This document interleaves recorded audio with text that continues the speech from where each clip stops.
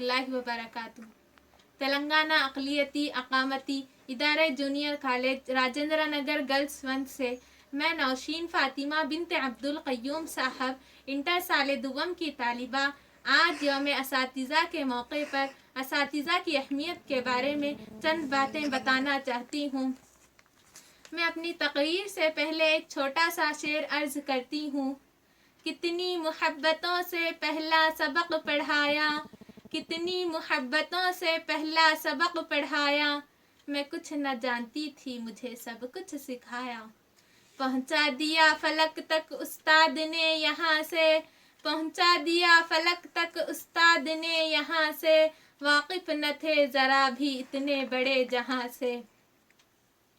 انسان دنیا میں کبھی بھی وقت تنہا نہیں گزارتا، وہ کئی رشتوں ناتوں سے جڑا رہتا ہے۔ ان میں سے کئی رشتے اور تعلق بخوبی ہوتے ہیں، جبکہ بہت سے رشتے اور تعلق روحانی، اخلاقی اور معاشری طور پر بنتے ہیں۔ انہی میں سے ایک رشتہ استاد کا بھی ہے۔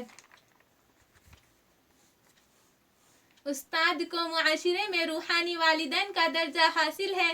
استاد کی تعریف اگر ان الفاظ میں کی جائے تو بے جانا ہوگا۔ ایک استاد یہی ہے جو لوہے کو تپا کر کندن بناتا ہے، پتھر کو تراش کر ہیرا بناتا ہے۔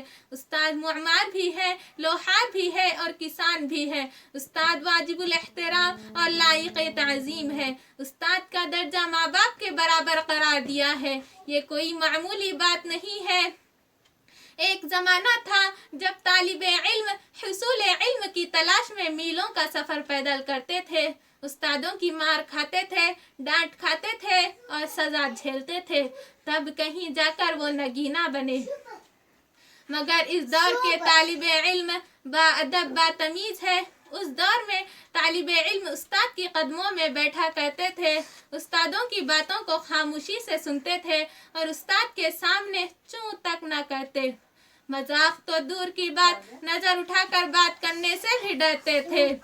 اس طرح اس دور کے طالب علم اپنے استادوں کی ادب کرتے تھے، عزت دیتے تھے، تب جا کر وہ طالب علم اس دنیا میں کچھ حاصل کی ہے۔ دنیا میں انہی لوگوں کی عزت ہوتی ہے، دنیا میں انہی لوگوں کی عزت ہوتی ہے جنہوں نے اپنے استاد کا احترام کیا ہے۔ استاد روحانی والدین کا درجہ رکھتے ہیں، شاگرد ان کے روحانی اولاد ہوتے ہیں۔ استاد شاگردوں کو اس لیے شاگرد اپنے استاد کا جتنا بھی احترام کرے کم ہے۔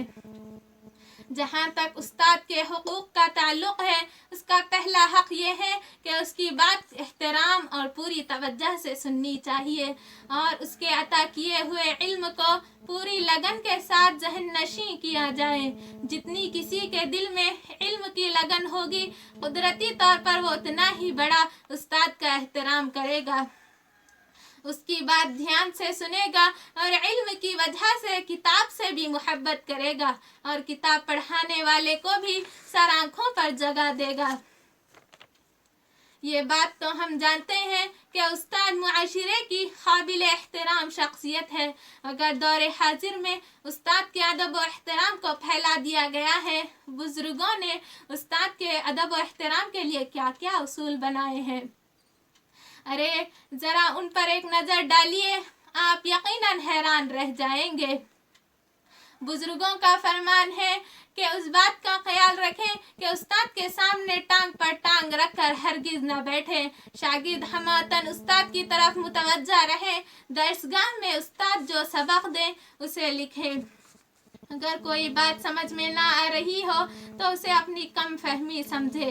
اگر استاد گفتگو کر رہا ہو تو دوران گفتگو نہ کرے۔ استاد کے پاس بیٹھ کر دوسری طرف متوجہ نہ ہو، استاد کے پاس بیٹھ کر زیادہ بات چیت نہ کرے۔ استاد کی سختیوں کو برداشت کرے، کیونکہ ماں باپ اور استاد سب ہیں خدا کی رحمت، ماں باپ اور استاد سب ہے خدا کی رحمت، ہے روک ٹوک ان کے حق میں تمہاری نعمت۔ میری تقریر کا نتیجہ یہ ہے کہ دنیا میں علم کی قدر اسی وقت ممکن ہے جب استاد کو معاشرے میں عزت کا مقام حاصل ہو۔ جب طالب علم استاد کا ادب و احترام کرنا جانتے ہیں اور ان کی تعلیمات پر عمل کرتے ہوئے استاد کا کہنا مانتے ہیں وہ ہمیشہ کامیاب و کامران ہوتے ہیں اور دنیا میں وہی عزت و مقام حاصل کرتے ہیں جنہوں نے اپنے استادوں کی عزت دی ہو۔ اس لیے کسی کہنے والے نے کیا ہی خوب کہا، با ادب با نصیب، بے ادب بے نصیب۔ آخر میں ایک شعر کے ساتھ اپنی تقریر کا اختتام کرنا چاہتی ہوں۔ اے دوستوں ملے تو بس ایک پیام دینا، اے دوستوں ملے تو بس ایک پیام دینا، استاد محترم